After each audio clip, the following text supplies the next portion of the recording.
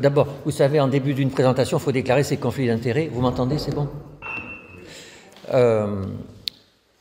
Figurez-vous que ça fait 35 ans que j'exerce la pédopsychiatrie et je n'ai jamais vraiment compris ce que c'était qu'un CESAT, des ITEP, des CAMS, etc. Et même, j'ai jamais vraiment compris la différence entre un CMPP et un CMP. Et je sais que je ne suis pas le seul. Et du coup, quand vous m'avez proposé de venir ici, c'était pour moi l'occasion d'essayer de mettre tout ça à plat et de me demander, mais pourquoi je ne sais pas, pourquoi, alors que ça fait 35 ans que je fais ce métier, je ne sais même pas ça. Vous voyez au stade où on en est. Hein. Voilà, alors, donc du coup, c'est en toute humilité que je vais vous parler de cette question du sanitaire, du social, du médico-social qui structure le soin des enfants en souffrance en France et auquel, honnêtement, on ne comprend pas grand-chose. Parce que s'il y a une chose sur laquelle tout le monde est d'accord, c'est que le système est incompréhensible tellement qu'il est compliqué. Hein. Ce qui est un symptôme en soi. Si c'est aussi compliqué que ça, c'est que peut-être même qu'on n'a même pas envie que ça marche. Et quand on fait des choses très compliquées. Hein. Voilà, donc c'était l'occasion de lire et donc du coup c'est en toute humilité que je vais vous raconter des choses et donc peut-être que pour vous je vais raconter n'importe quoi, mais c'est l'occasion d'en discuter, hein, que vous me donniez votre point de vue. Alors il y a un premier point qui moi m'a toujours interpellé, c'est que quand on écrit un article en langue anglaise et qu'on parle du système de soins pédopsychiatrique français, à un moment donné il faut traduire médico-social. Eh bien il n'y a pas de traduction. Le concept n'existe pas dans les autres pays. Oui. Et donc un jour, j'en parle à un collègue américain, je dis mais alors comment vous dites social medical il me regarde et il me dit, mais tu parles de quoi je lui explique et il me dit, special education. Ben oui, dans la plupart des pays, on parle de special education. Alors que je suis sûr que pour vous, il y a quand même une différence entre le médico-social et le special education. Et donc, on voit qu'en fait, il y a une question de culture. C'est-à-dire que la façon d'organiser le système de soins dépend de l'histoire, en fait, de l'histoire d'un pays. Et on va regarder ça. Alors, ce qu'on voit dans tous les pays, et ça, tout le monde est d'accord, c'est qu'en fait, contrairement au reste de la médecine, ou s'occuper d'une méningite cérébrospinale, dans la société, il n'y a pas 36 disciplines qui s'en occupent. C'est des médecins qui s'occupent des méningites cérébrospinales. Voilà. Ou d'une fracture du tibia, c'est les chirurgiens. Alors que s'occuper des enfants en souffrance, il n'y a pas... historiquement, est-ce que c'est alors le médical? Est-ce que c'est les enseignants? Est-ce que c'est la justice? Est-ce que c'est les éducateurs? Est-ce que c'est les prêtres? D'ailleurs, nous sommes dans une structure. Et voilà, donc historiquement, toutes ces catégories professionnelles trouvaient que c'était elles qui étaient les plus à même de s'occuper des enfants en souffrance. Et en fonction des pays et de l'histoire, en fait, ça a tiré à U et à Dia, et donc on pourrait se dire, c'est pour ça que dans notre pays, on a le social, le médico-social, le sanitaire, ça vient de l'histoire. C'est en partie vrai. Et d'ailleurs, ça serait peut-être pour ça qu'ailleurs, ils appellent ça special education, où l'éducation aurait pris une place qui existe en France, mais qui ne s'est pas concrétisée comme ça. Donc c'est une explication. Pendant longtemps, j'ai pensé que c'était la seule, et je pense que ce n'est pas du tout la seule. C'est beaucoup plus profond que ça. C'est beaucoup plus profond que ça, et on le voit notamment, quand même, c'est l'éléphant dans la pièce, au niveau du financement. Comme vous le savez, le social n'est pas du tout financé comme le sanitaire. Et donc ça aussi, c'est quand même un symptôme. Si dans un pays aussi centralisé que la France, aussi colbertiste, le sanitaire, c'est la caisse d'assurance maladie, l'État, etc., et le social, c'est le département, etc., où ça n'a strictement rien à voir, on voit qu'il y a un clivage qui est extrêmement profond, et qui ne vient pas que de tensions qu'il y aurait entre des corps disciplinaires. Voilà, donc c'est quelque chose quasiment d'anthropologique. Alors, comment voir, essayer de voir ce qui s'est passé. Alors, il va y avoir 2 points. Il va y avoir un premier point sur comment la société gère, alors quel mot on va utiliser, et ça aussi c'est un symptôme, les infirmes, les personnes avec handicap. Et, vous voyez, et on a du mal à trouver un nom qui écorche pas. Donc je vais utiliser le mot cripple. Cripple, en fait, en anglais, ça veut dire infirme. Et c'est assez péjoratif. Mais comme c'est de l'anglais, nous, on ne perçoit pas que c'est péjoratif. Mais je vais quand même utiliser ce mot parce que c'est la réalité. Voilà, dans nos sociétés, il y a des cripples. Et donc, d'emblée, les cripples, il y a des gens qui s'en occupent et il y a des gens, ça les dégoûte. Et vous voyez, et ça, je pense que c'est quelque chose d'anthropologique, tellement que c'est fort. Je me souviens, il y avait une publicité dans les années 90, 1990. Il faut aimer les handicapés. C'était à la télévision. Et c'était une injonction paradoxale, c'est que les gens n'aiment pas les handicapés. Enfin, il faut être honnête. Prenons du recul par rapport à notre métier. Hein. C'est la réalité, et c'est pour ça qu'il faut s'en occuper. C'est parce que les gens ne les aiment pas. Et donc, il y a, en fait, quand on regarde comment fonctionne une société, il y a des forces contraires dans les liens qui unissent les gens qui constituent une société. Alors, il y a de la compétition. Alors, il y a des compétitions au sein de la société. Alors, la première compétition, c'est trouver un partenaire pour se reproduire. C'est une réalité. Et même si on n'est pas des animaux, mais on est quand même un peu des animaux aussi. Et puis il y a des compétitions entre les sociétés. Il suffit de voir l'état de notre Terre aujourd'hui, il y a des compétitions entre les sociétés. Et donc, du coup, s'il y a de la compétition, celui qui est faible, on va le mettre à côté. Hein, d'ailleurs, celui qui est faible ne va pas se reproduire. Et puis celui qui est faible, il n'aide pas la société à être très performante, donc on va le mettre à côté. Alors ça, c'est la compétition, mais il y a de la coopération aussi dans les sociétés humaines, parce que les sociétés humaines sont fortes, parce que nous arrivons à collaborer ensemble et à utiliser nos forces spécifiques. Et c'est ça qui fait qu'on est extraordinairement puissant, alors que, vous savez, comme dans le mythe de Prométhée et Épiméthée, les humains n'ont rien. Ils n'ont pas de crocs, ils n'ont pas de fourrure, ils n'ont pas de griffes, enfin, ils ne savent pas se battre à main nue, ils n'ont rien. Sauf que ils ont le feu et la justice c'est d'être ensemble, de décider des lois, etc. Et nous avons, contrairement à ce qu'on pense, hein, le sentiment de coopération, de compassion, d'empathie est très fort chez les humains. Et ce qui fait que nous arrivons à vivre ensemble, nous arrivons à tenir dans une rame de métro où il y a 60 personnes. Je pense qu'il n'y a aucun mammifère qui est capable de faire un truc comme ça, tellement que c'est violent. Arriver à se tolérer mutuellement le soir à 19h en sortant du travail alors qu'il fait chaud, enfin c'est un truc abominable, et en fait personne ne râle. Presque personne. Hein. Donc on est capable d'être ensemble. Donc il y a des forces centrifuges et centripètes, vous voyez, qui font de la cohésion et qui font de l'éclatement, et qui font que d'un côté, les cripples, on a envie de les mettre à part, et de l'autre côté, on a envie de s'en occuper. Et on le voit, on a montré que dès le néolithique, on a trouvé des squelettes d'adultes qui avaient trisomie 21 et qui avaient des handicaps. Donc, depuis toujours, on s'occupe. Alors, jusqu'à quel point? Jusqu'à quel point?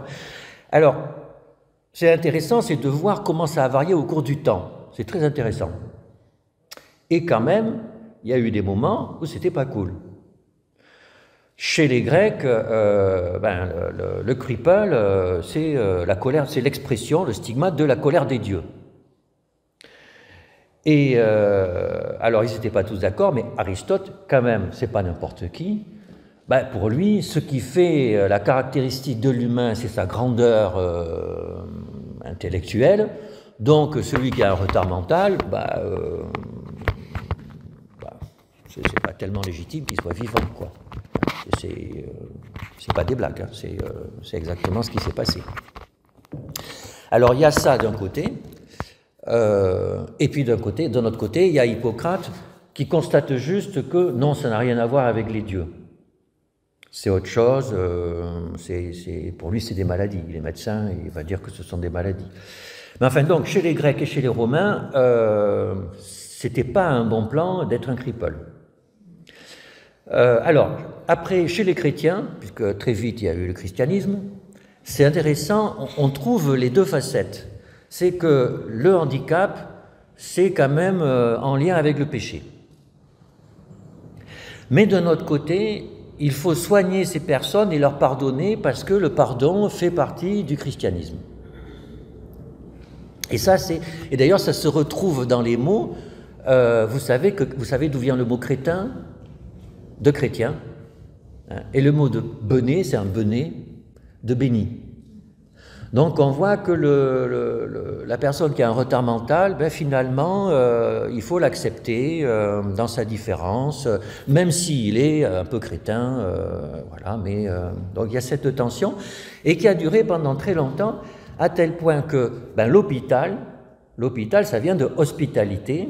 En fait, il faut accueillir les gens différents. Et d'ailleurs, quand on regarde l'histoire de l'hôpital, au début, c'était des petites communautés où il y avait la nécessité d'accueillir l'autre. Après, et les premiers hôpitaux, c'était uniquement religieux, avec les groupes hospitaliers, l'ordre des hospitaliers. Et certains hôpitaux se sont transformés en hôtel-dieu. À Paris, il y a un hôtel-dieu. Et donc, si c'est hôtel-dieu, on voit que c'est religieux. Et alors, qui était hébergé dans les hôpitaux? Les vieillards, les infirmes, les enfants abandonnés, les orphelins et les malades pauvres. Vous voyez, vieillards, vieillards, infirmes, enfants abandonnés, orphelins, malades pauvres. On est dans le social et le médico-social, hein. Alors, et ça va être jusqu'au XIXe siècle. Au XIXe siècle, il y a une rupture. Il y a une rupture, c'est un peu la naissance de la médecine moderne. On verra tout à l'heure que c'est pas sans raison. C'est pas sans raison. Alors, il y a l'autre raison, c'est que quand même, dans les hôpitaux, on accueillait des malades. Le problème, c'est qu'à l'époque, les malades, c'était beaucoup des malades de maladies infectieuses quand il y avait des épidémies. Si vous concentrez les gens qui ont une maladie infectieuse au même endroit, on va la transmettre. Donc quand même, c'était pas uniquement un bon plan en termes épidémiologiques. Et puis, donc on va voir, il se passe deux choses. Il se passe donc l'arrivée de la médecine avec Claude Bernard, et puis l'hygiène, si on découvre que se laver les mains, c'est quand même très utile pour lutter contre les maladies. Il y a Pasteur, etc. Et du côté... Donc en parallèle de l'avènement de la médecine moderne occidentale, il y a... l'arrivée de la special education avec la prise en charge des enfants sourds-muets. Et on voit bien qu'on n'est plus dans l'hospitalité simple. L'idée, c'est de leur apprendre quelque chose pour qu'ils puissent s'épanouir et rejoindre la société. On est dans quelque chose de différent. Et avec Itard, vous savez, et l'enfant de l'Aveyron, donc un enfant... Dans la littérature internationale, c'est considéré comme la naissance de la pédopsychiatrie, y compris à l'international, c'est-à-dire un enfant qui est sans langage, etc.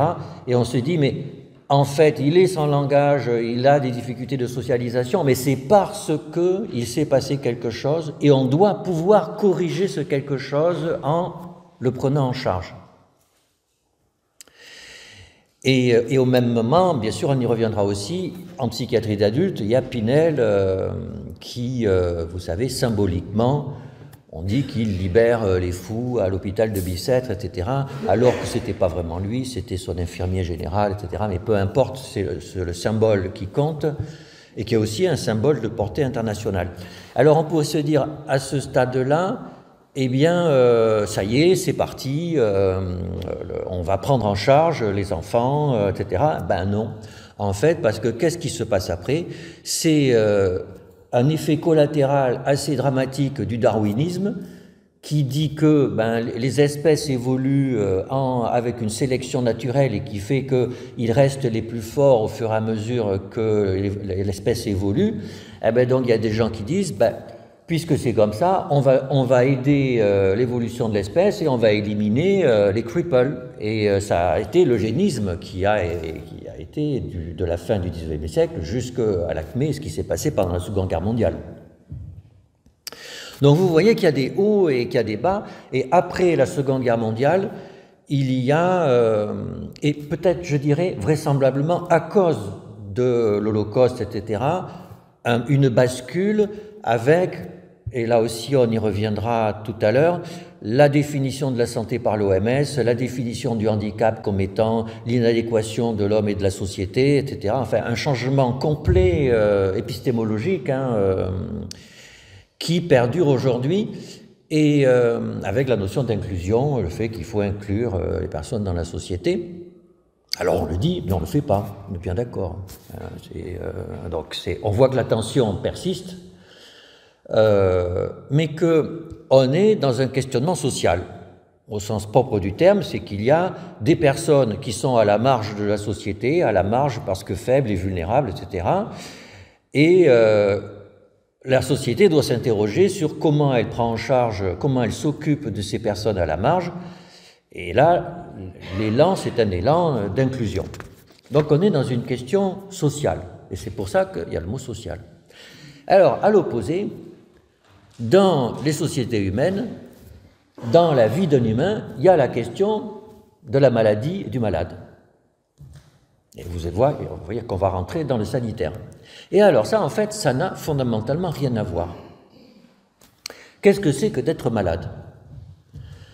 Alors, on peut se nourrir d'un philosophe français qui s'appelle Canguilhem, et c'est intéressant parce que là aussi, quand on regarde à l'international, dans tous les pays, tout le monde est à peu près d'accord sur définir ce que c'est qu'une maladie, et on pourrait en discuter parce que la définition est pas forcément terrible. Une maladie, normalement, c'est un ensemble, c'est un syndrome, c'est un ensemble de symptômes que l'on trouve souvent qui permettent de déterminer une thérapeutique et un pronostic, et en principe, il faut qu'il y ait une étiologie, c'est-à-dire qu'il y ait une explication à la survenue de ces symptômes.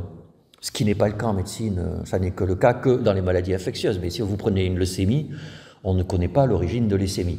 Et donc, on est, contrairement à ce qu'on pourrait penser, alors que la maladie est quand même le truc structurant de la médecine, si on regarde vraiment dans le détail sur ce que c'est qu'une maladie, il y aurait beaucoup à dire.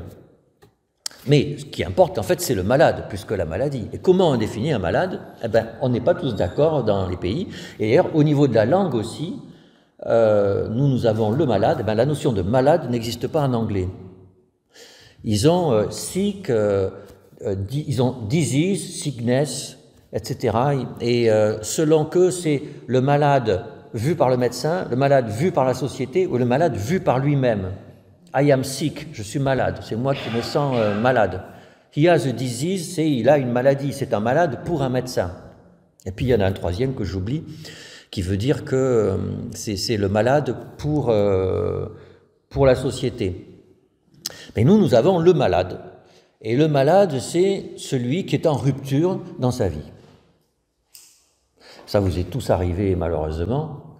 C'est-à-dire que par moment, alors nous vivons avec des hauts et des bas, en termes psychiques ou en termes physiques, et par moment, le bas est tellement bas que on peut plus sortir de son lit, quoi, en fait. Ça va plus. Et donc il y a une rupture qui est à la fois une rupture de l'homéostasie, c'est-à-dire notre corps ne peut plus affronter la vie normale. On peut plus se lever pour aller au boulot, quoi, en gros. Même pour aller manger, c'est très difficile. Donc on voit que notre corps n'est plus en état. Et parfois, c'est notre psychisme qui n'est plus en état, c'est-à-dire qu'on est tellement fatigué. Quand vous avez une grosse grippe ou un Covid, vous êtes complètement ensuqué dans votre esprit, quoi. On n'arrive plus à réfléchir, on dort, et puis voilà. Donc c'est une rupture phénoménologique et de l'homéostasie. Donc parfois les humains sont comme ça. Et alors, depuis toujours, on sait que, ou ça passe, ou on meurt. Vous prenez une pneumonie à pneumocoque, au bout d'un mois, ou vous êtes guéri, ou vous êtes mort. Voilà, c'est comme ça. Et pour la plupart des situations où on est malade, c'est comme ça. Alors, bien sûr, il y a, comme c'est tellement violent, qu'il y a une catégorie socio-professionnelle qui s'occupe des malades, ça s'appelle les médecins. Et pendant longtemps, alors il y a un corpus de connaissances terrible depuis des milliers d'années sur comment les gens sont malades, etc., comment il faut s'en occuper. Et même si c'est vrai que les médecins, depuis Hippocrate, ont été très forts, puis même les médecines orientales, ont été très forts pour faire des catégories de gens malades, pour les soigner, il faut être honnête, ça ne marchait pas très bien. Alors Voltaire a eu des mots extrêmement durs sur les médecins, puis vous savez qu'il avait un humour assez caustique. Alors il disait, les médecins administrent des médicaments dont ils savent très peu, à des malades dont ils savent moins, pour guérir des maladies dont ils ne savent rien. Et, bon, je suis sûr qu'il y a des gens qui pensent que c'est encore le cas. On va voir que c'est exagéré, mais pendant longtemps c'était ça, il faut être honnête, pendant longtemps c'était ça. Et puis il disait, l'art de la médecine consiste à distraire le malade pendant que la nature le guérit. Et c'est vrai que c'est assez souvent encore ça. Vous avez une lombalgie, en fait, on ne sait pas tellement la soigner, quoi. On va vous distraire en attendant que ça passe, quoi. Et en fait, pour plein de maladies virales, un rhume, on va attendre que ça passe. Hein. Voilà. Alors, comment les sociétés ont géré le malade? Alors, collectivement, on fait, mais ça n'a rien à voir avec le cripple. C'est-à-dire que, il y a les arrêts de travail. Alors, d'abord, je dis, je suis malade. Ça, c'est vraiment quelque chose de sociologiquement très fort. Je suis sûr que par moment, vous dites, j'ai une crève. Mais quand on a une crève, on n'est pas malade. Vous voyez ce que je veux dire, hein? On sent que il y a un petit truc, quoi. Mais bon, on fait avec, quoi. Et puis ça nous arrive, tout le temps, d'avoir un truc, même un petit Covid. Bon, je dois avoir un truc là, mais bon, c'est pas grand-chose. Je vais mettre un masque pour pas être contagieux, mais voilà. Donc, je dis, je suis malade. Quand je dis, je suis malade, alors qu'est-ce qu'on fait avec nos proches ou nos collègues qui sont malades? On dit, prends soin de toi. Donc, il y a une espèce de prévenance. Et d'ailleurs, je sors la carte. Parce que quelqu'un qui est pas très vaillant ou qui est irritable, etc., il fait chier, quoi. Enfin, mais dire, tu pourrais te secouer. Ah non, je suis malade. Ah, d'accord. Bon, il a dit, c'est une carte que l'on met comme ça, je suis malade. Et donc, je peux avoir des arrêts maladie. C'est autorisé par la loi. Et c'est très bien, d'ailleurs. Alors, néanmoins, si sans arrêt on est malade, il fait chier le peuple, quoi. S'il dit tout le temps qu'il est malade, ça va bien un temps d'être malade. Hein. Donc vous voyez, être malade, ça n'est pas de la chronicité, fondamentalement. C'est de l'aigu. C'est de l'aigu. Et c'est là que du coup, vous voyez, comme c'est pas pareil du tout que le cripple. Le cripple, il est tout le temps cripple, quoi. Il l'est tout le temps. Alors, donc pendant longtemps, la médecine n'a pas fait grand-chose, à part du spectacle. Et des lavements par le haut, par le bas, etc., qui était le traitement de la dépression par Hippocrate, boire du lait d'ânesse et faire des lavements par le haut et par le bas. Alors, néanmoins, au XIXe siècle et surtout au XXe siècle, il y a eu une révolution en médecine. Donc, j'en ai parlé. D'abord, ça a été la révolution sur les maladies infectieuses. Or, pendant très longtemps, notamment les maladies bactériennes, vous savez qu'il y a 200 ans, un enfant sur deux ne dépassait pas l'âge de 3 ou 4 ans. Et pourquoi? À cause des maladies infectieuses bactériennes.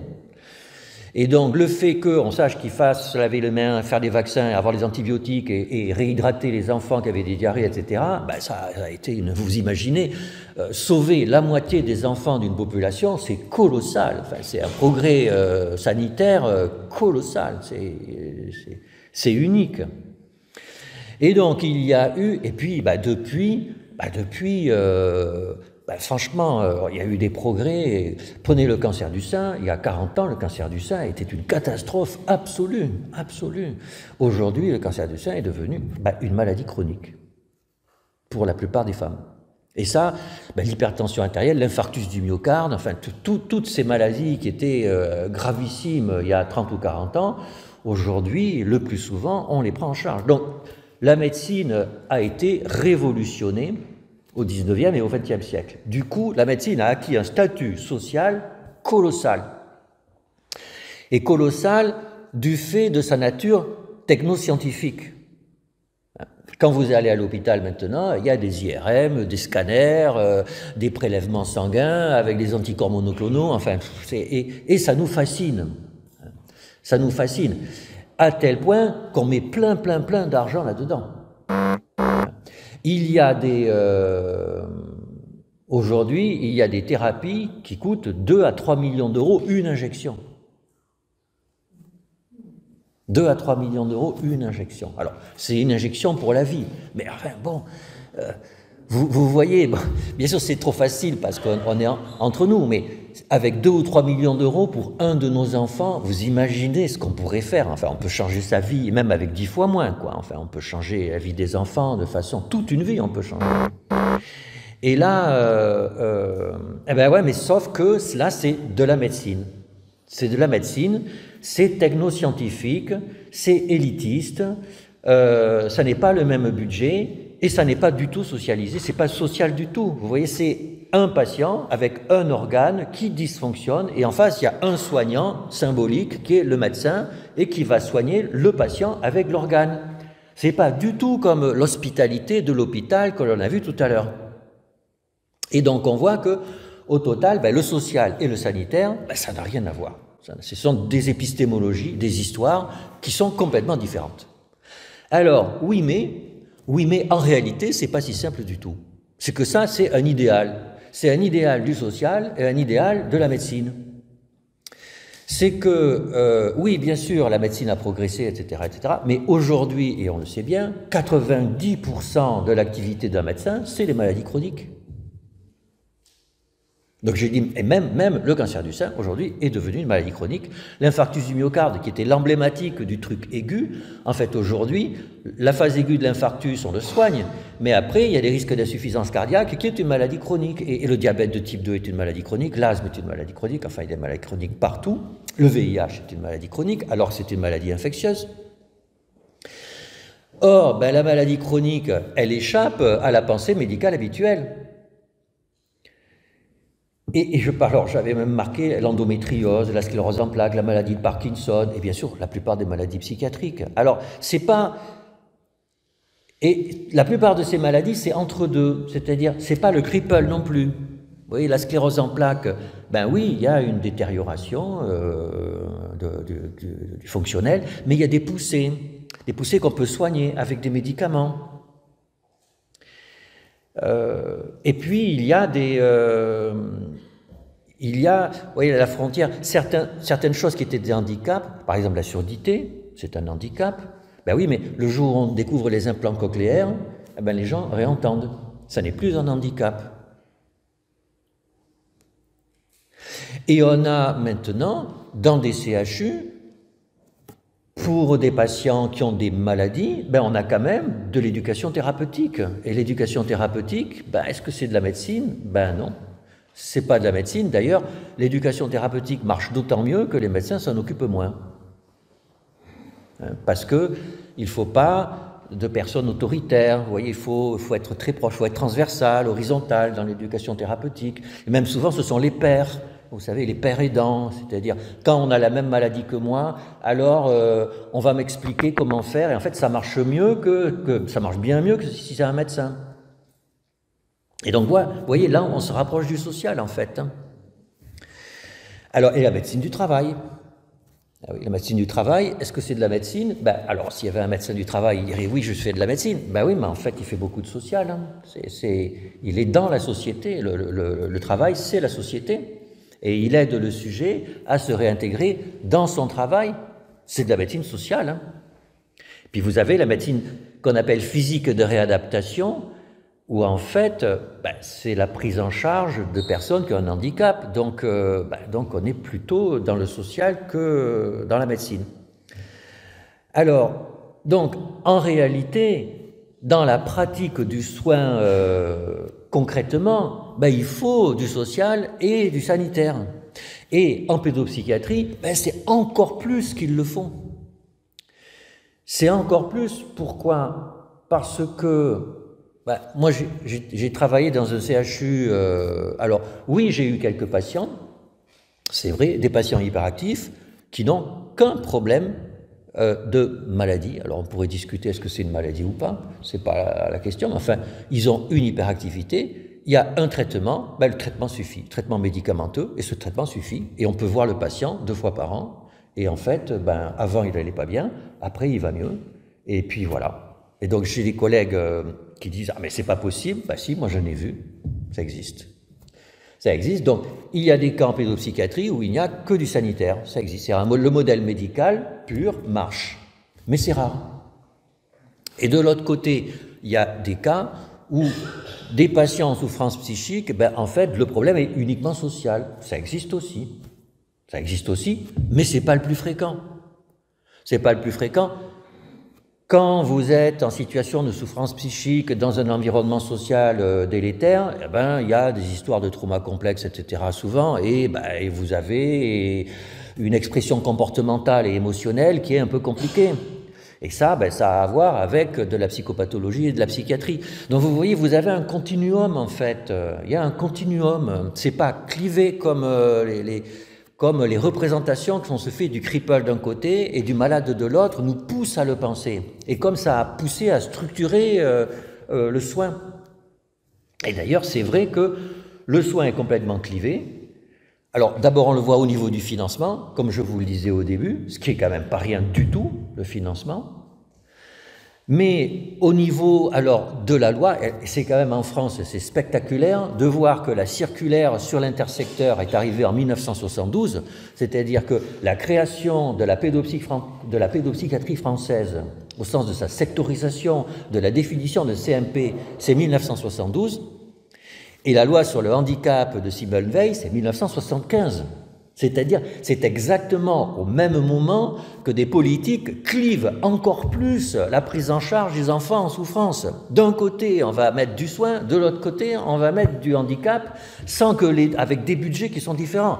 Quand même, si c'est pas alors j'allais dire d'une incompétence politique, alors c'était une grande ministre de la Santé, c'est pas d'incompétence, c'est un déni. C'est vraiment quelque chose de profondément psychologique qui fait qu'on ne peut pas voir que les deux puissent travailler ensemble. Alors, vous me direz, mais pourquoi ce clivage? Alors, il y a des explications profondes, idéologiques. Alors, on commence je suis sûr que votre attention commence à diminuer parce que ça fait déjà une demi-heure que je parle et normalement, il faut s'arrêter au bout d'une demi-heure. Il y a ce qu'on appelle le clivage entre les sociétés modernes et postmodernes. Et ça structure aussi le clivage qu'il y a entre social et médico-social. Ça veut dire quoi, ce jargon sociologique? Ça veut dire que dans des sociétés, il y a des discours mythologiques, c'est-à-dire des discours qui structurent la société. Par exemple, le fait qu'il y ait un Dieu principalement et qu'on y croit tous et qu'on se retrouve à l'église le dimanche matin, etc. Ça structure une société, on sait ce qui est bien, ce qui est mal, ce qui se passe après la mort, etc. etc. Ça facilite la vie. Et donc, il se trouve que dans nos sociétés, les religions ont globalement moins de place, quoi qu'on en dise. Alors il y a eu la science, qui est un discours qui structure la société. Quand il y avait une chaîne de télévision, ça structurait la société. Et donc, on appelle ça, quand c'est la science, on appelle ça une société moderne. C'est-à-dire, on pense que la rationalité, c'est bien, que le savoir scientifique permet d'avoir du progrès et que nous sommes fondamentalement tous pareils puisque nous avons un cœur, deux poumons, deux reins en général, une vessie, etc. Voilà, nous sommes comme ça. Et ça, c'est ce qu'on appelle un discours moderne. C'est pas pour dire que c'est bien, c'est de la modernité.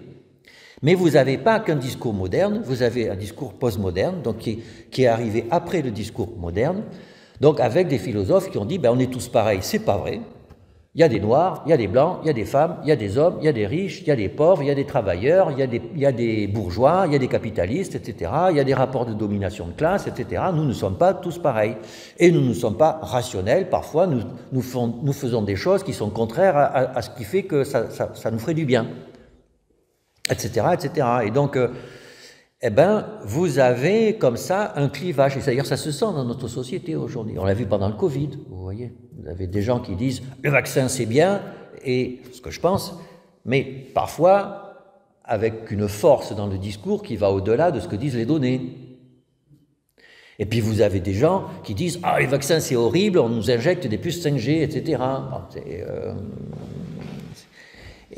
donc vous avez un discours moderne et postmoderne. Or, le discours médical est fondamentalement moderne. Dans le discours médical, c'est qu'est-ce qu'un humain? Un humain, c'est un ensemble de cellules regroupées en organes, et quand l'organe déconne, alors ils ont une maladie et ils sont malades. Ça, c'est une vision moderne du fait que les humains sont en souffrance. Alors que le discours social est plus postmoderne. Pourquoi? Parce qu'il est imprégné de ce qui se passe dans la société. Et on ne peut pas dire que la société, elle est comment? Elle est compliquée. Est-ce qu'on comprend comment fonctionne une société? Un peu, mais pas trop. On est obligé de dire que oui, la société, elle est morcelée et qu'il se passe des choses bizarres. Parfois c'est bien, parfois c'est moins bien, etc. Et donc il y a un choc épistémologique entre le social et le sanitaire. Et ça se sent quand il y a des réunions entre les uns et les autres. Vous voyez, on sent qu'ils ne parlent pas exactement le même langage. Et ça, c'est pas dit assez. Vous voyez, il y a une différence épistémologique entre le sanitaire et le social. Et puis il y a un truc qui est encore plus tabou, c'est qui commande. Or ça c'est... Ayant une grande expérience dans la direction de tout un tas de structures, qui commande, ça met toujours le bazar. Or, s'il y a des médecins, les médecins, ils veulent commander. Et ça, c'est un truc aussi anthropologique. Je vois qu'il y a des gens qui rigolent, parce que tout le monde sait que c'est vrai. Alors, ça se comprend, mais il faut l'expliquer. Pourquoi? Et ce qui est drôle, c'est que ce n'est pas que les médecins qui veulent commander. On a fait une petite étude à la SFPADA, on se rend compte que même les parents, même les juges, même les médecins scolaires, ils veulent que les psychiatres commandent ce qui se passe à propos de ce qui se passe pour la souffrance psychique des enfants. Ils disent « Ah oui, mais c'est vous ?» oui, parce que le pédopsychiatre, il travaille 11 ans, il a un savoir et puis il a une autorité, il doit gérer tout ce qui se passe. C'est normal que ce soit comme ça. Pourquoi ça serait normal? Pourquoi c'est normal? D'ailleurs, entre nous, il y a des pays où c'est pas comme ça. Hein? On va y revenir dans 5 minutes. Pourquoi? Figurez-vous que là aussi, il y a une explication anthropologique. C'est ce qu'on appelle l'autorisation d'une violence légitime. Vous savez que dans les sociétés modernes, nous n'avons pas le droit de nous faire du mal entre nous, d'être violents, sauf si vous êtes militaire ou policier. C'est le fait que les sociétés occidentales modernes gèrent la violence légitime. Eh bien, les médecins ont l'autorisation d'exercer une violence légitime quand ils prescrivent. Quand nous prescrivons des poisons. Les médicaments sont tous des poisons. Si vous dépassez la dose prescrite, la dose tolérée, ça peut très très mal se passer. Une chirurgie, c'est de la violence. Prescrire une chimiothérapie anticancéreuse, c'est de la violence. Prescrire des électrochocs, c'est de la violence. Donc même en psychiatrie, et même prescrire des antipsychotiques, c'est de la violence. C'est une violence légitime. Et du fait de cette violence légitime, le médecin a un statut où on lui autorise d'avoir œuvre d'autorité. Et ça se sent, quoi, même si le mot... Alors, c'est drôle parce que j'en parlais il n'y a pas longtemps avec une collègue généraliste, je lui dis, oui, mais par moment, il faut être autoritaire avec les patients, hein, parce qu'en fait, sociologiquement, il y en a qui attendent ça. Et dire, mais non, pas du tout, c'est de l'assertivité, c'est pas de l'autorité. Non, mais t'as un problème avec l'autorité, enfin, il faut appeler un chat un chat. C'est anthropologiquement la réalité, quoi. Vous voyez, c'est qu'aujourd'hui, on a du mal avec l'autorité, mais c'est consubstantiel à cet exercice. D'ailleurs, quand on signe un certificat d'internement, ben, c'est faire preuve d'autorité. C'est de dire, ben, vous n'êtes pas d'accord, ben, vous n'avez pas le choix. Voilà. Alors, et du coup, ça, il y a un effet collatéral, c'est que, comme on est habitué à ce que le médecin ait un discours d'autorité, du coup, c'est lui qui va être le chef, puisqu'il est autorisé d'avoir un discours d'autorité. Mais il a un discours d'autorité que dans un tout petit secteur de sa pratique. Et il n'y a aucune légitimité à l'étendre à beaucoup de choses. Alors, j'en arrive à la conclusion. Alors, comment faire? Qu'est-ce qu'il faut faire de tout ça? Alors, d'abord, et je pense que c'est le principal, en avoir conscience. Parce que déjà, quand ça ne va pas, et quand on n'a pas conscience de pourquoi ça ne va pas, c'est difficile de progresser. Donc, il faut en parler, ce qu'on fait, ça ne coûte rien, ça fait du bien, et donc il faut en avoir conscience. Alors après, là, il y a quand même un enjeu politique. C'est-à-dire que quand le sanitaire, c'est la sécurité sociale, et le social, c'est le département, la politique ne nous aide pas. Alors, bien sûr, on n'est pas des hommes et des femmes politiques, mais je pense qu'il faut quand même qu'on dise qu'il y a une partie du problème est politique, et on est quand même dans une démocratie, donc on a notre mot à dire sur l'organisation de la vie en commune, ensemble. Alors, il faut être honnête, il y a eu des tentatives des politiques. Les ARS, les agences régionales de santé ont essayé de regrouper le médico-social et le sanitaire. Et c'est très drôle, j'ai lu des articles où ils disent « ben oui, mais en fait ça ne marche pas ». Ça ne marche pas, c'est qu'à l'intérieur de l'ARS, ils recréent les mêmes silos.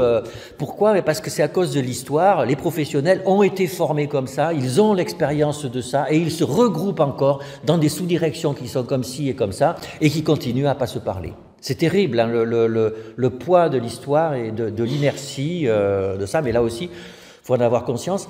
Alors, aussi, quand même, une autre tentative, avant vous aviez l'ANESM, alors vous ne connaissez peut-être pas, l'Agence nationale d'évaluation de la qualité des établissements et des services sociaux et médico-sociaux. Vous voyez, c'était vraiment très différent des hôpitaux. Aujourd'hui, c'est à la HAS. La HAS fait l'ensemble. Donc, il y a une volonté politique, mais ça marche moyen. Alors, les projets territoriaux de santé mentale, c'est une autre volonté de faire que les gens se retrouvent, etc. Alors, nous, on a une proposition, c'est d'arrêter tous ces trucs administratifs et de payer des repas au restaurant le soir à l'échelon local, entre les acteurs des différents domaines. Et je pense qu'avec un peu de vin, à la fin, ça serait beaucoup plus efficace. Pardon? C'est une prescription. Voilà. Je pense que ça marcherait beaucoup mieux que des PTSM où il y a 50 personnes autour d'une table et où les gens renvoient des SMS au lieu d'écouter ce qui se dit, et ça ne sert à rien, quoi. Alors après, comme autre solution, pour nous, quoi, je pense qu'il faut apprendre à se poser les bonnes questions. Voilà, c'est avant d'avoir des réponses, il faut se poser les bonnes questions. En tout cas, en recherche, c'est ce qu'on fait. Alors, première question, est-ce que le clivage entre sanitaire, médico-social et social est légitime, oui ou non? Je vous pose la question. Alors, il y a un continuum, c'est vrai. Je pense que c'est sûr, c'est évident qu'il y a un continuum. Alors, est-ce que parce qu'il y a un continuum, il ne faut pas mettre de catégorie? Je ne sais pas. Je ne sais pas, j'ai un doute. J'ai un doute, je n'ai pas la prétention de dire il faut faire ci ou ça, mais il faudrait au moins se poser la question, est-ce que c'est légitime de couper des morceaux?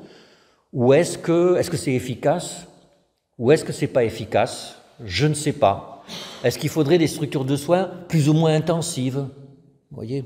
Et donc, parce que bien sûr qu'un patient schizophrène dans un accès psychotique aigu, c'est sûr que ponctuellement on va l'hospitaliser et le traiter, et ça va être vraiment essentiellement du sanitaire à ce moment-là. Donc on voit bien que on peut imaginer des structures, mais est-ce qu'il faut vraiment cliver à ce point avec des identités très fortes? Là, je ne suis pas sûr. Alors, que font les autres pays? C'est toujours intéressant de voir ce qui se passe dans les autres pays.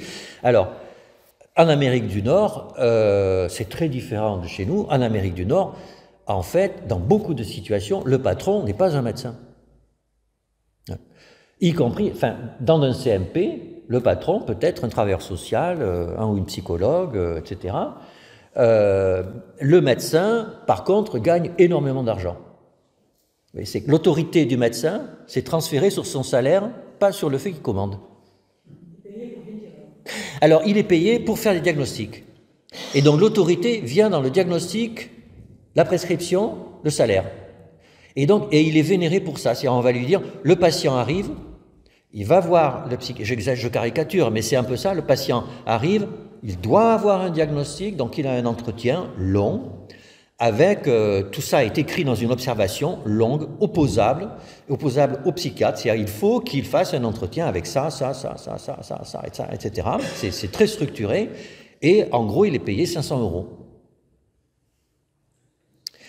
Voilà, et après, le patient, et donc il y a la prescription, et le patient est pris en charge par les travailleurs sociaux, par les psychothérapeutes, etc.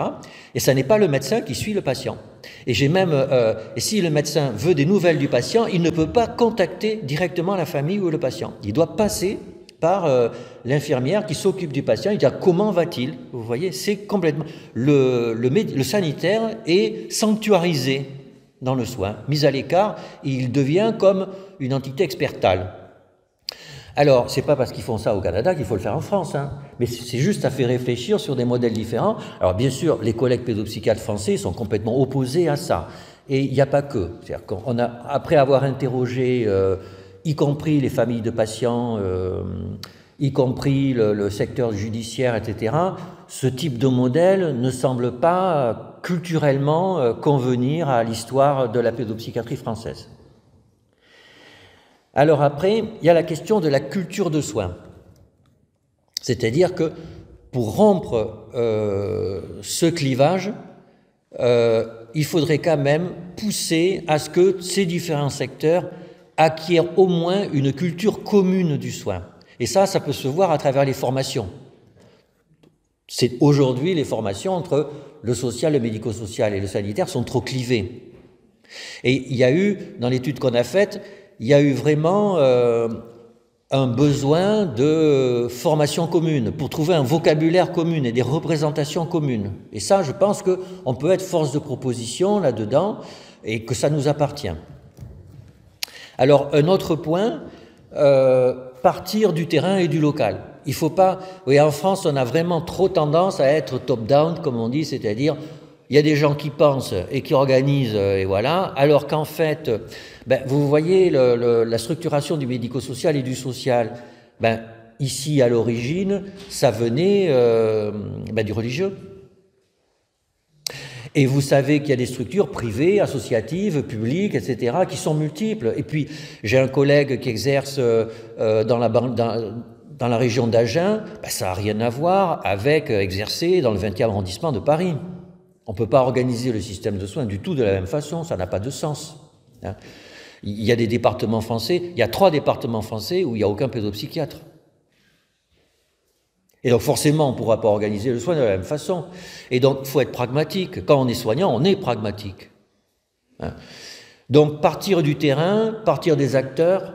Là aussi, pour discuter souvent avec les autorités de santé, ils disent « oui, mais les professionnels sont mal formés, ils font mal. » Oui, mais les professionnels, s'ils ont 30, 40 ans, ils vont encore travailler 20 ou 30 ans. Vous ne pouvez pas les changer comme ça. Hein. Donc, vous pouvez penser qu'ils sont mal formés, ça peut se discuter, mais même si vous le pensez, ça ne sert à rien. Parce que de toute façon, c'est eux qui s'occupent des enfants. Donc, il faut faire avec eux. Vous n'avez pas le choix. Vous n'avez pas le choix. Donc, il faut partir du terrain et de ce qui passe localement. Et puis, encore une fois, il faut en avoir conscience. Il faut en avoir conscience. Alors, voilà le fond de ce que je voulais vous dire.